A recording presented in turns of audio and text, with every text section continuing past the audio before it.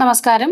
Sreenarayana Guru open university first semester BA political science ക്ലാസ്സുകളിലേക്ക് എല്ലാ പ്രിയ വിദ്യാർത്ഥികൾക്കും സ്വാഗതം. നമ്മൾ ഇന്ന് ഫണ്ടമെന്റൽസ് ഓഫ് പൊളിറ്റിക്കൽ സയൻസ് എന്ന പേപ്പറിലെ തേർഡ് ബ്ലോക്കിലെ സെക്കൻഡ് യൂണിറ്റ് ആണ് ഡിസ്കസ് ചെയ്യുന്നത്. Equality, meaning, significance and types of equality. ഇതാണ് നമ്മൾ ഈ ഒരു യൂണിറ്റിൽ ഡിസ്കസ് ചെയ്യുന്നത്. ഓക്കെ, സോ സമത്വം എന്ന് പറഞ്ഞാൽ എന്താണ്? സമത്വം എന്നത് മനുഷ്യർക്ക് ജന്മനാ ഉള്ള ഒരേ അവകാശങ്ങളും ഒരേ അവസരങ്ങളും ലഭിക്കണം എന്ന ആശയത്തെയാണ് നമ്മൾ സമത്വം എന്നതുകൊണ്ട് അർത്ഥമാക്കുന്നത്. സാമ്പത്തിക, സാമൂഹിക, രാഷ്ട്രീയ, നിയമപരമായിട്ടൊക്കെയുള്ള അസമത്വങ്ങളെ ലിക്വിഡേറ്റ് ചെയ്തുകൊണ്ട്, ഇല്ലായ്മ ചെയ്തുകൊണ്ട് ആ ഒരു അനീതി ഇല്ലാതാക്കുക എന്നുള്ളതാണ് സമത്വം എന്ന ആശയത്തിന്റെ ലക്ഷ്യം എന്ന് പറയുന്നത്. അപ്പോൾ ഇവിടെ നമുക്കറിയാം,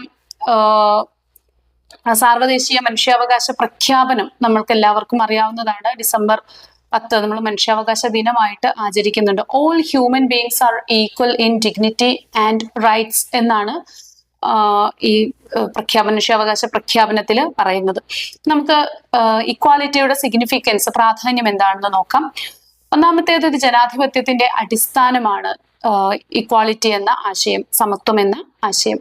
എല്ലാ പൗരന്മാർക്കും ഒരേ അവകാശങ്ങള്, വോട്ടവകാശം, നിയമപരമായിട്ടുള്ള സംരക്ഷണം, ഡിഗ്നിറ്റി, ഇതെല്ലാം എല്ലാ പൗരന്മാർക്കും ഈക്വൽ ആയിട്ട് തന്നെ ലഭിക്കണം എന്നതാണ് ഇതിന്റെ പ്രധാനപ്പെട്ട ആശയം. ഇനി രണ്ടാമത്തേത് സാമൂഹിക നീതിയാണ്. ജാതി, ലിംഗം, മതം, വർണ്ണം, ഭാഷ തുടങ്ങിയ ധനസ്ഥിതി, ക്ലാസ്, അല്ലെ, ഇതിനെയൊക്കെ, ഇത്തരം വ്യവസ്ഥിതികളെയൊക്കെ അപ്പുറത്തേക്ക് ഇതിനെയൊക്കെ അടിസ്ഥാനമാക്കി നടത്തുന്ന വിവേചനങ്ങളൊന്നും ഇല്ലാതിരിക്കുക. ഇതിനപ്പുറത്തേക്ക് എല്ലാവർക്കും തുല്യമായിട്ടുള്ള പരിഗണന ലഭിക്കുക എന്നത് ആണ് സാമൂഹിക നീതി എന്ന് പറയുന്നത്. മൂന്നാമത്തേത് സാമ്പത്തിക പുരോഗതി.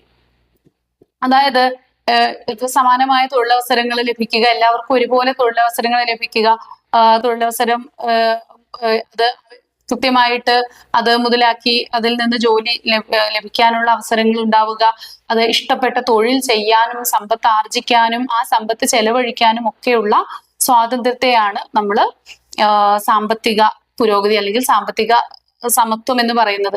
അപ്പൊ ഈ സാമ്പത്തിക സമത്വത്തിലൂടെ സാമ്പത്തിക പുരോഗതി കൈവരിക്കാൻ സാധിക്കുന്നു.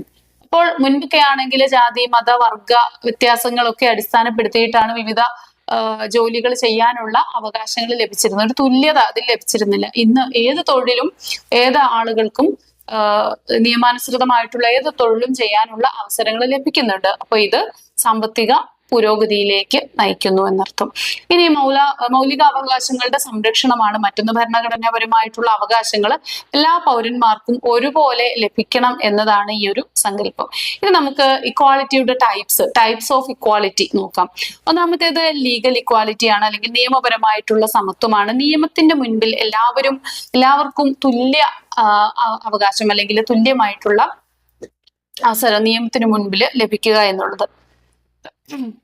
ഇവിടെ ജാതി, മതം, വർഗം, വർണ്ണം, ഭാഷ, ലിംഗം തുടങ്ങിയ ഭേദങ്ങളൊന്നുമില്ലാതെ, വ്യത്യാസങ്ങളൊന്നുമില്ലാതെ എല്ലാവർക്കും തുല്യനീതി ലഭിക്കുക എന്നുള്ളതാണ്. ഒരു വിവേചനവും ഇതിന്റെ ഒന്നും ഗ്രൗണ്ട്സിൽ നടത്താൻ പാടില്ല.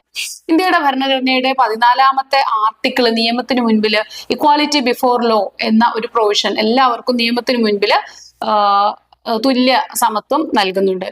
അമേരിക്കയിലെ ഈക്വൽ പ്രൊട്ടക്ഷൻ ക്ലോസ് ഒക്കെ ഇതുമായിട്ട് ബന്ധപ്പെട്ട് ഡിസ്കസ് ചെയ്യേണ്ട ഒന്നാണ്. ഇനി രണ്ടാമത്തേത് രാഷ്ട്രീയ സമത്വമാണ്, പൊളിറ്റിക്കൽ ഇക്വാലിറ്റി. എല്ലാ പൗരന്മാർക്കും തുല്യ രാഷ്ട്രീയ അവകാശങ്ങൾ ലഭ്യമാക്കുക എന്നുള്ളതാണ് പൊളിറ്റിക്കൽ ഇക്വാലിറ്റി എന്നതുകൊണ്ട് അർത്ഥമാക്കുന്നത്. അപ്പൊ പൊളിറ്റിക്കൽ ഇക്വാലിറ്റി എന്ന് വെച്ചാൽ വോട്ട് ചെയ്യാനുള്ള അവകാശം. ഇപ്പൊ ഇന്ത്യയിലാണെങ്കിൽ നിലനിൽക്കുന്ന യൂണിവേഴ്സൽ അഡൽട്ട് ഫ്രാഞ്ചൈസ് ആണ് നിലനിൽക്കുന്നത്. സാർവത്രിക പ്രായപൂർത്തി വോട്ടവകാശം. അതില് സാമ്പത്തിക ഘടനയോ അല്ലെങ്കിൽ ലിംഗ വ്യത്യാസമോ ഇതൊന്നും പരിഗണിക്കപ്പെടുന്നതേ ഇല്ല. എല്ലാവർക്കും തുല്യമായിട്ട് ഉള്ള പൊളിറ്റിക്കൽ റൈറ്റ്സ് ഇന്ത്യയിൽ ലഭിക്കുന്നുണ്ട്. ഇപ്പൊ വോട്ടവകാശം, അതുപോലെ തന്നെ സ്ഥാനാർത്ഥിത്വം, സ്ഥാനാർത്ഥിയാവാനുള്ള അവകാശം, രാഷ്ട്രീയപരമായിട്ടുള്ള അവകാശങ്ങളൊക്കെ എല്ലാവർക്കും ഒരുപോലെ തുല്യമായിട്ട് ലഭിക്കുന്നുണ്ട്. ഇനി ഇപ്പോ ഇന്ത്യയില് ഈ അഡൽട്ട് ഫ്രാഞ്ചൈസ് ആണ് നിലനിൽക്കുന്നത്. അതുകൊണ്ട് തന്നെ ഇവിടെ ഇന്ത്യയിലെ ഒരു പൊളിറ്റിക്കൽ ഇക്വാലിറ്റി നിലനിൽക്കുന്നുണ്ട് എന്ന് പറയാം. ഇനി സാമൂഹിക സമത്വമാണ്, അതായത് സോഷ്യൽ ഇക്വാലിറ്റിയാണ് സമൂഹത്തിൽ തൊട്ടു മുൻപേ പറഞ്ഞ ആ ജാതി മതവും വർഗവും ഒക്കെ അടിസ്ഥാനപ്പെടുത്തിയിട്ടുള്ള വർണ്ണവും ലിംഗവും ഒക്കെ അടിസ്ഥാനപ്പെടുത്തിയിട്ടുള്ള വ്യത്യാസങ്ങൾ വിവേചനങ്ങൾ ഉണ്ടാകാൻ പാടില്ല എന്നുള്ളത്. അപ്പോൾ ഇതിന്റെ ഭാഗമായിട്ടാണ് നമുക്ക് ഈ അൺടച്ചബിലിറ്റി പ്രൊഹിബിഷൻ ആക്ട് ഒക്കെ പാസ്സാകുന്നത് അല്ലെ. നമ്മുടെ ആർട്ടിക്കിൾ 17 പ്രകാരം ഇന്ത്യയിലെ അയിത്തം നിരോധിക്കപ്പെട്ടിട്ടുണ്ട്. അതുപോലെ തന്നെ ജെൻഡർ ഇക്വാലിറ്റി ഉറപ്പുവരുത്തുന്നുണ്ട്, ലിംഗ സമത്വം ഉറപ്പുവരുത്തുന്നുണ്ട്. മറ്റൊന്നാണ് സാമ്പത്തിക സമത്വം, ഇക്കണോമിക് ഇക്വാലിറ്റി.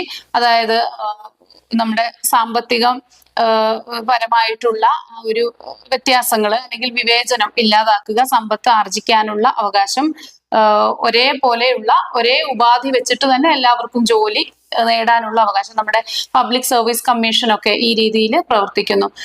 ഒരു നിശ്ചിത യോഗ്യത, പ്രിസ്ക്രൈബ് ചെയ്യപ്പെടുന്ന യോഗ്യത ഉള്ള ആർക്കും ജോലി നേടാനുള്ള തുല്യ അവസരങ്ങൾ നൽകുന്ന നിയമമാണ് ഇത്. ഇനി വൻകിട വ്യക്തികൾക്കൊക്കെ ജോലി, അതുപോലെ തന്നെ സമ്പത്ത് ആർജിക്കാനുള്ള അവസരങ്ങൾ, ഒരു സംരംഭം തുടങ്ങാനുള്ള അവസരങ്ങളൊക്കെ എല്ലാവർക്കും തുല്യമായിട്ട് ലഭിക്കുന്നുണ്ട്. ഒരു മേഖലയും ഒരാളുടെ മുൻപിലും ക്ലോസ്ഡ് അല്ല. എല്ലാവർക്കും അവരുടെ ശേഷിയും കഴിവും അനുസരിച്ച് ജോലി ചെയ്യാനും സമ്പത്ത് ആർജിക്കാനും സാധിക്കും. നമ്മുടെ ഭരണഘടനയുടെ 39B അതുപോലെ തന്നെ C ഇത് രണ്ടും സ്വത്ത് സമാനമായി വിതരണം ചെയ്യപ്പെടണമെന്ന് അനുശാസിക്കുന്നുണ്ട്. സമ്പത്തിന്റെ ഇക്വിറ്റബിൾ ആയിട്ടുള്ള ഡിസ്ട്രിബ്യൂഷനെ കുറിച്ച് പറയുന്നതാണ് 39B ആൻഡ് C എന്നീ ക്ലോസുകൾ. ഇനി കാൾ മാർക്സിന്റെ കമ്മ്യൂണിസ്റ്റ് ചിന്ത പ്രകാരം തൊഴിലാളികൾക്കിടയിൽ സമ്പത്തിന്റെ തുല്യ വിതരണം നടത്തണമെന്നാണ് പറയപ്പെടുന്നത്. ഇനി അടുത്ത പോയിന്റ് എന്ന് പറയുന്നത് അവസര സമത്വമാണ്.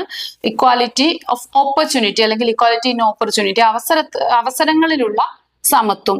എല്ലാ വ്യക്തികൾക്കും ഒരേ വിദ്യാഭ്യാസ, തൊഴിൽ, സാമൂഹിക വളർച്ചാ സാധ്യതകൾ നൽകണം. ഇത് നമ്മൾ നേരത്തെ പറഞ്ഞ PSCയുടെ ഒക്കെ കാര്യം ഒന്നും കൂടി നമുക്ക് ഓർക്കാം. ഒരു നിശ്ചിത യോഗ്യത, വിദ്യാഭ്യാസ യോഗ്യത നേടിയിട്ടുള്ള അല്ലെങ്കിൽ നിശ്ചിത തൊഴിലിൻ പ്രായം, ഇങ്ങനെയൊക്കെയുള്ള ചില ക്രൈറ്റീരിയകളുണ്ട്. ഇതൊക്കെ ഫുൾഫിൽ ചെയ്യുന്ന ഏതൊരാൾക്കും അവരുടെ അറിവിന്റെ അടിസ്ഥാനത്തിൽ ജോലി നേടാനുള്ള സാധ്യതയുണ്ട് അല്ലെ. ഇപ്പൊ PSC തൊഴിൽ നേടാനുള്ള സാധ്യത എല്ലാവരുടെയും മുൻപിൽ ഉണ്ട്. അതിൽ കൂടുതൽ കഴിവുറ്റവർ ജോലിയിലേക്ക് എത്തുന്നു. ഇനി സാമൂഹികമായിട്ടുള്ള അതിരുകള് അവസരങ്ങൾക്ക് തടസ്സമായി നിൽക്കരുത് എന്ന് പ്രത്യേകം പറയുന്നുണ്ട്. അതായത് ജാതിയും സമ്പത്തും ജെൻഡറും ഒന്നും ഒരാൾക്കും ഒരു മേഖലയിലേക്ക് എത്തിപ്പെടുന്നതിനുള്ള തടസ്സമായിട്ട് നിൽക്കരുത്. ഇനി SC ST OBC വനിതകൾ എന്നീ വിഭാഗങ്ങൾക്കൊക്കെ നമ്മൾ സംവരണം നൽകുന്നുണ്ട്.